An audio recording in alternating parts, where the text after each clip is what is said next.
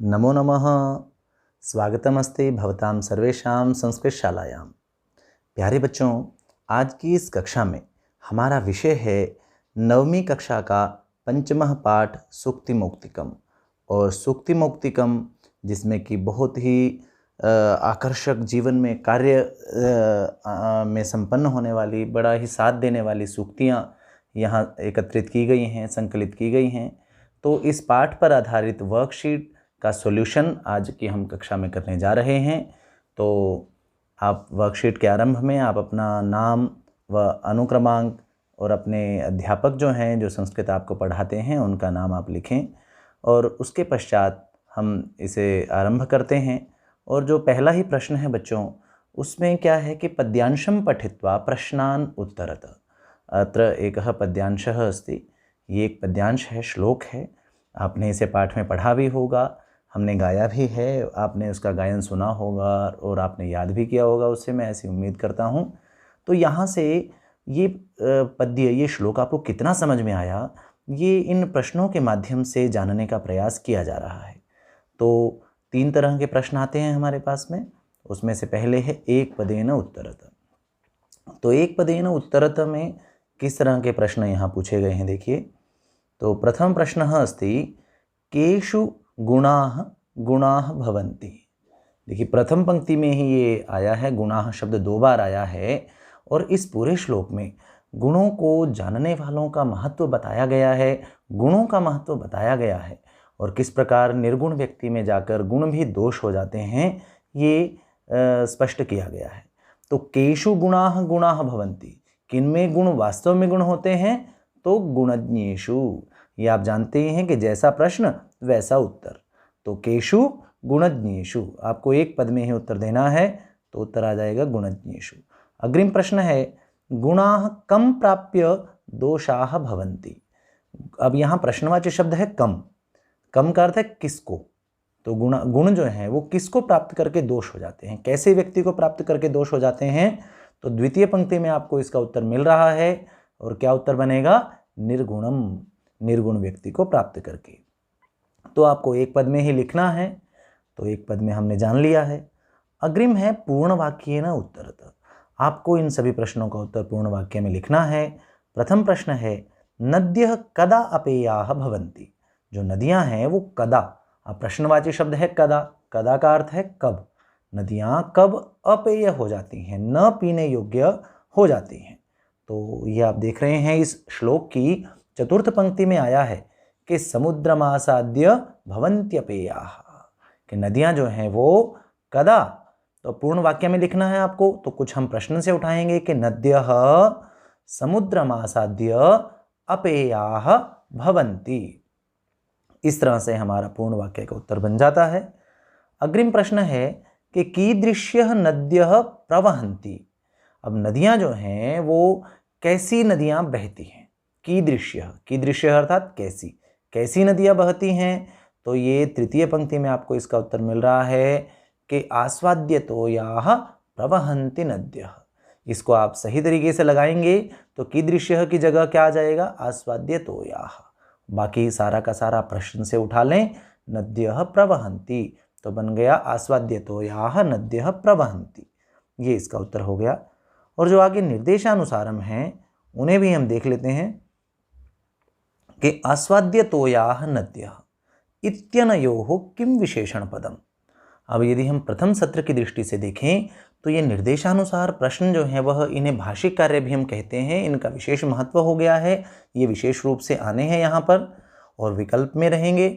तो आस्वाद्यतोयाः नद्यः इत्यनयोः, इन दोनों में से किम विशेषण पदम। अब विशेषण जो है वह आपने जाना है कि विशेषण कहते हैं जो विशेषता को बताता है उसे। तो कौन सा शब्द विशेषता को बता रहा है यहाँ पर, वो बता रहा है आस्वाद्यतोयाः, मतलब स्वादिष्ट जल वाली। और कौन होती हैं स्वादिष्ट जल वाली, नद्यः, नदियाँ। तो ये हो गया विशेष्य और विशेषण हो गया आस्वाद्यतोयाः। अग्रिम है कि गुणाः इत्यस्य विलोम पदम किम। अब क्या बताना है, विलोम पद बताना है, किसका, गुणाः, इस शब्द का। तो क्या बनेगा, गुणाः का विलोम पद आपने यहाँ पर देखा है, तो क्या बनेगा, दोषाः। ये शब्द आया है।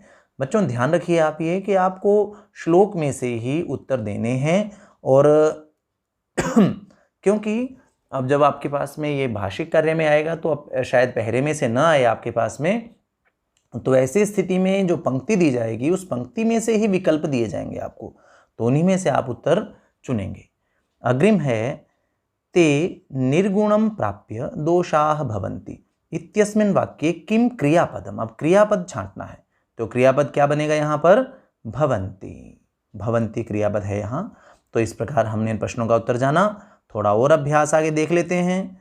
अब द्वितीय प्रश्न जो है वह, उसमें भी इसका और अभ्यास कराया गया है, और इसमें भी गुणों का महत्व बताया गया है, और गुणवान व्यक्ति जो है वह दरिद्र होने पर भी किस प्रकार जो है वह गुणों से रहित श्रेष्ठ, जो बहुत अमीर व्यक्ति से भी, धनवान व्यक्ति से भी श्रेष्ठ होता है, ये बताया गया है यहाँ पर। प्रथम प्रश्न है एक पदेन उत्तरत में, पुरुषैः केषु प्रयत्नः कर्तव्यः। तो हमने इसे पंक्ति में ढूंढा, तो कौन सी पंक्ति में उत्तर मिलेगा? तो प्रथम पंक्ति में ही उत्तर मिल रहा है, और प्रश्नवाची शब्द है केषु, तो उत्तर बन गया गुणेषु। अग्रिम प्रश्न है कि कीदृशः दरिद्रोपि अगुणैः ईश्वरैः समं न भवति। कीदृशः, कीदृशः अर्थात कैसा। तो इसका जो उत्तर आता है बच्चों, वो हमेशा जो है कोई विशेषण शब्द होता है कीदृशः का उत्तर। तो कीदृशः दरिद्रः अपि, तो उत्तर आ गया गुणयुक्तः दरिद्रः अपि। तो गुणयुक्तः ये शब्द एक पद उत्तर हो गया इसका। अग्रिम है बच्चों पूर्णवाक्येन कि पुरुषैः किम कर्तव्यम।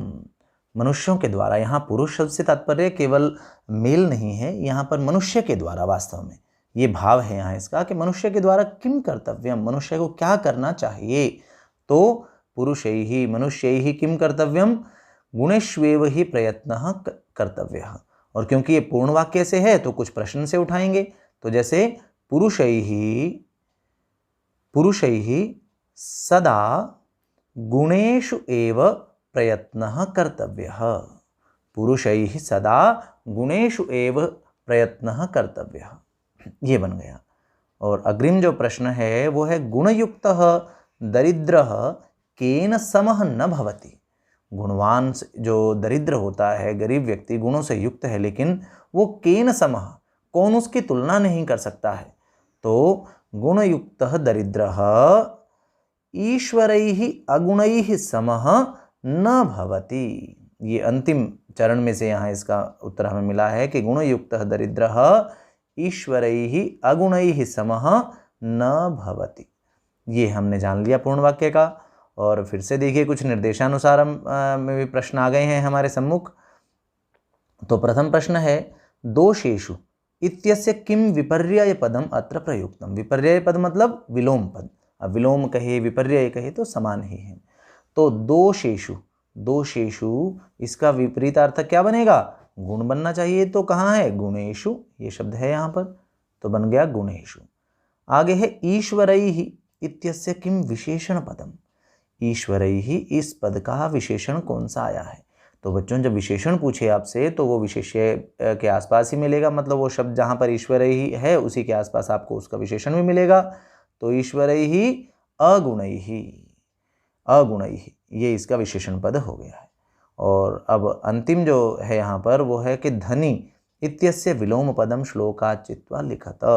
धनी इत्यस्य विलोम पदम किम स्यात्। इसका विलोम पद जो है वो क्या बनेगा? तो धनी का विलोम पद क्या बनेगा बच्चों? दरिद्रः। ये दरिद्रः जो है ये इसका विलोम पद बन जाएगा। तो इस प्रकार से हमने दोनों प्रश्न किए हैं। और आगे अंतिम प्रश्न है इसका। और यहाँ क्या करना है देखिए कि अधोलिखितान श्लोकांशान मेलयत।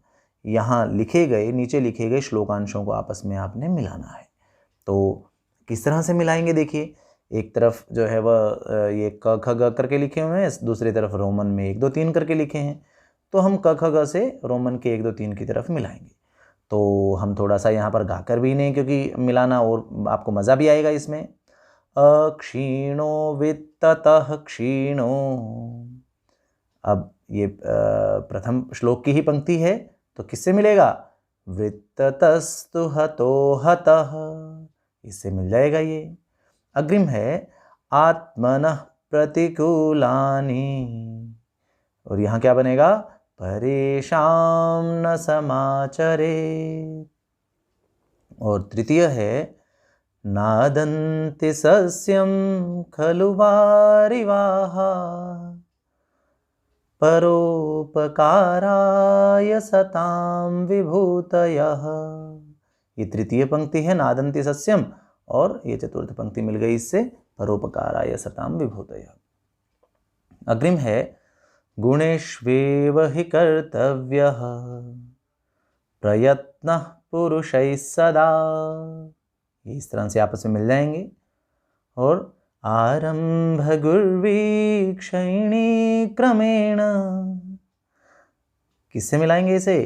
लघ्वी पुरा वृद्धिमती च पश्चात्। और अंतिम है गुणाः गुणज्ञेषु गुणाः भवन्ति। और किससे मिलेगा? ते निर्गुणं प्राप्य भवन्ति दोषाः। तो इस प्रकार आप इन श्लोकांशों को मिला सकते हैं बच्चों। तो मैं समझता हूँ कि आपको इस वर्कशीट के सभी समाधान अच्छे से समझ आए होंगे। तो यदि आपको ये वीडियो पसंद आई हो तो आप इसे लाइक ज़रूर करें, जिससे हमारा उत्साह बढ़े, आगे हम और बेहतर करने का प्रयास करें। तो अपना ध्यान रखिए। मिलते हैं जल्दी ही आपके लिए उपयोगी अगली वीडियो के साथ। धन्यवाद।